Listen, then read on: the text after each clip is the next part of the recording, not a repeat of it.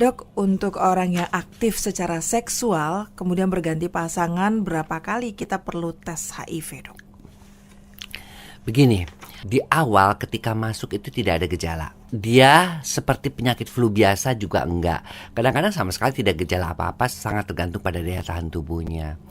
Baru setelah 6 bulan, kita sebut itu sebagai window fase atau fase jendela. Nah, baru setelah itu mulailah yang namanya darah terdeteksi. Ya. Sebelum itu sama sekali tidak terdeteksi. Padahal virus itu sudah berkembang di dalam tubuh si wanita atau si pria itu. Oleh karena itu pemeriksaan HIV/AIDS sejak melakukan hubungan seks ya itu adalah biasanya dilakukan 3 bulan. Karena 3 bulan kadang-kadang juga udah ada yang sudah positif kalau daya tahan tubuhnya rendah, atau 6 bulan. Jadi pemeriksaannya 6 bulan, 6 bulan, 6 bulan. Ya, setiap 6 bulan itu minimal dilakukan pemeriksaan sejak hubungan seks yang terakhir. Jadi misalnya kamu melakukan hubungan seks, periksa 6 bulan lagi. Tapi setelah itu 3 bulan kemudian kamu hubungan seks lagi, itu juga harus diperiksa lagi. Jadi tergantung daripada jumlah hubungan seksnya. Dan dia dengan siapa? Karena dikatakan dengan berganti-ganti.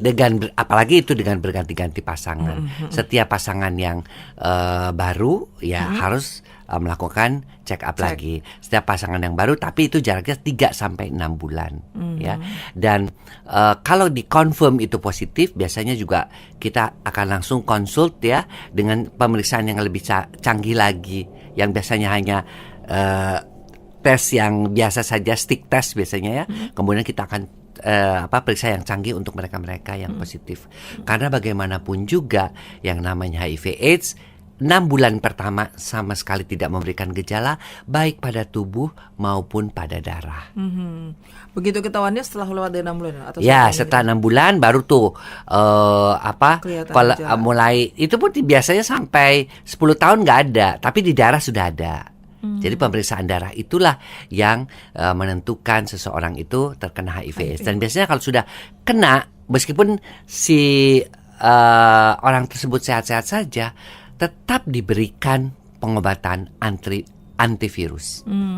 Terus nanti kemudian berapa tahun dia baru kena AIDS-nya gitu ya? Ya, beberapa tahun kemudian. Tapi di Indonesia sendiri biasanya bertahan sampai 10 tahun.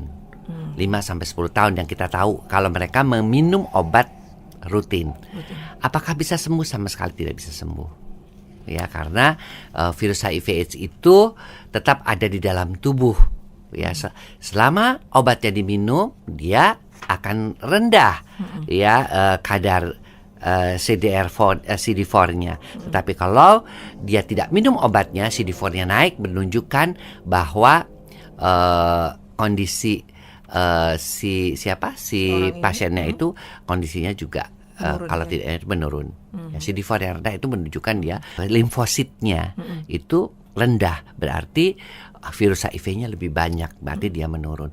Kalau CD4-nya juga tinggi karena dikasih obat-obatan, ya artinya dia itu virusnya hanya sedikit di dalam tubuhnya.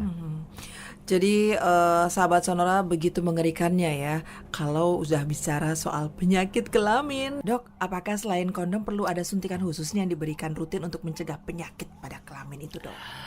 Penyakit kelamin hanya bisa dicegah dengan tidak melakukan hubungan seks ya. Untuk HIV/AIDS sendiri, kondom sendiri ada beberapa penelitian menunjukkan bahwa perlindungan yang diberikan hanyalah sekitar 70% saja. Karena apa? Karena seringkali selain penularan HIV/AIDS itu juga melalui cairan di alat kelamin, bisa juga melalui ciuman di mulut. Karena pada saat hubungan seks mungkin ada proses ciuman di mulut, ataupun misalnya ada gigitan dan sebagainya. Jadi perlindungannya hanya 70% saja. Nah, suntikan-suntikan yang bisa diberikan untuk pencegahan virus-virus yang ditularkan melalui hubungan seks, termasuk HPV, itu bisa berupa